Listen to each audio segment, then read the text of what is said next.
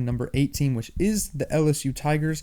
I think LSU brings back so much this year. They got Garrett Nussmeier. They got, again, like I said earlier, they got Any Given Saturday Star Weeks. You got to meet him. You got to get really good insight into his family and everything. Really cool. Couldn't recommend that documentary enough. Go watch it. It's on Netflix. Really, really good watch. I like the Tigers this year. I think a lot of people do. They're 31st in returning production. Florida was 23rd. They're 31st. 4 teams that are higher than this LSU team on my list. I've told you, I've given you a pretty good preview of who. I don't want to tell you what the order they are. We'll get there.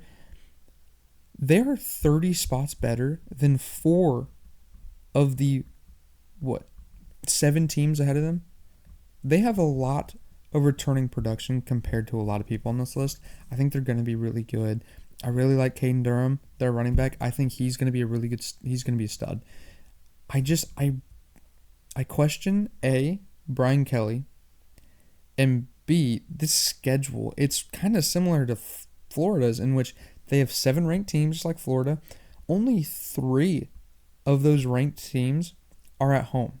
4 of the ranked teams are away from Death Valley. They have to go to the other Death Valley in week 1, and Lord knows that Brian Kelley has really struggled with winning that week 1 game the past, I think, 3 years that he's been at LSU. Lost to Florida State, they lost to USC last year. I couldn't think of it, but I remember that game.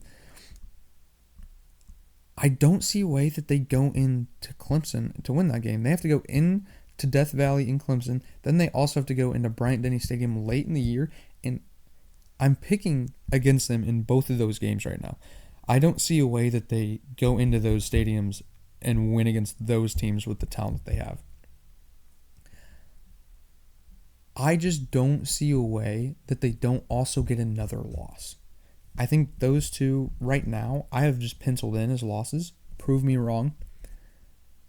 But I think there's another landmine somewhere on that schedule. Again, with the 7 ranked teams, I just don't see a way that they are that good. They have to be that good every single week in, week out. I don't see a way that they do that. So I think that they're around 9-3 this year, which kind of iffy on if that gets you into the playoffs. I mean, if you look at the Big Ten, there's a few, like the Illinois of the world. They're not on my list, but they got a really easy schedule. A lot of players coming back from last year's team who won 10 games.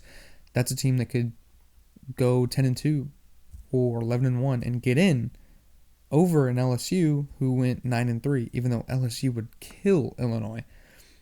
They could get in over an LSU or Florida or South Carolina just because they have more wins, they have a better record, they're in a top 2 league, even though they didn't have the same schedule. We'll see. I don't know if 9-3 will get them in. I think that's what they're going to do. I like Garrett Nussmeier. He's going to be really, really good. He's a borderline first-round talent, which, again, if you look at my list here, I mean, they have a returning quarterback. LSU does. And then new quarterback. And then, here, let's look at my other page. I got 3 pages here. Hang on. Let me flip the page. Then you got new quarterback, returning quarterback, new quarterback, returning quarterback. So that should give you a little bit of preference of who my first and third teams are because, there's not very many returning quarterbacks this year. That's my point. Garrett Nussmeier is going to be that big of a deal just because he's a returning quarterback and a returning proven good quarterback. Garrett Nussmeier is a borderline first-round talent. Like I just said, he is going to be very, very good.